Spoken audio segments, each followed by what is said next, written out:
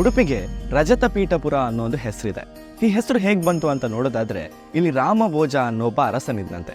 ಅವನು ಅಶ್ವಮೇಧ ಯಾಗ ಮಾಡೋದಕ್ಕೋಸ್ಕರ ಇಲ್ಲಿನ ಜಾಗವನ್ನು ಸಮತಟ್ಟು ಮಾಡುವಾಗ ನೇಗಿಲಿನ ಅಡಿಗೆ ಒಂದು ಸರ್ಪ ಸಿಕ್ಕಿ ಸತ್ತು ಹೋಗುತ್ತಂತೆ. ಈ ಜಾಗದಲ್ಲಿ ನಾವು ನಾಗನಿಗೆ ವಿಶೇಷವಾದ ಪ್ರಾಶಸ್ತ್ಯವನ್ನು ನೀಡ್ತಾ ಬಂದವರು. ಸೊ ಇದಕ್ಕೆ ಪರಿಹಾರ ಏನು ಅಂತ ಈ ಕ್ಷೇತ್ರದ ಅಧಿಪತಿ ಪರಶುರಾಮರನ್ನು ಪ್ರಾರ್ಥಿಸಿದಾಗ ಅವರು ಅದಕ್ಕೊಂದು ಪರಿಹಾರ ನೀಡ್ತಾರೆ. ಅದೇನಂದ್ರೆ, ಒಂದು ದೊಡ್ಡದಾದ ಬೆಳ್ಳಿಯ ಪೀಠವನ್ನು ಮಾಡಿ ಅದರ 4 ಮೂಲೆಗೆ ಹೆಡೆ ಎತ್ತಿದ ಸರ್ಪದ ಬಿಂಬವನ್ನು ಪ್ರತಿಷ್ಠಾಪನೆ ಮಾಡೋದಕ್ಕೆ ಹೇಳ್ತಾರೆ. ತಾನು ಆ ಪೀಠದ ಮಧ್ಯದಲ್ಲಿ ಲಿಂಗ ಸ್ವರೂಪನಾಗಿ ಬಂದು ನೆಲೆಯಾಗ್ತೀನಿ ಅನ್ನೋ ಒಂದು ಮಾತನ್ನು ನೀಡ್ತಾರೆ. ಸೊ ಕಾಲಾಂತರದಲ್ಲಿ ಈ ಪೀಠ ಭೂಗತವಾಯಿತು ಅಂತ ಹೇಳ್ತಾರೆ.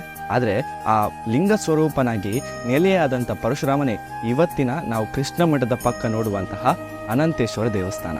ಸೊ ಇದರ 4 ಮೂಲೆಯಲ್ಲಿ ಇಟ್ಟಂತಹ ಈ ಸರ್ಪದ ಬಿಂಬ ಏನಿದೆ, ಅದೇ ಉಡುಪಿಯ 4 ಸುತ್ತದಲ್ಲಿರುವಂತಹ 4 ಸುಬ್ರಹ್ಮಣ್ಯ ದೇವಸ್ಥಾನಗಳು.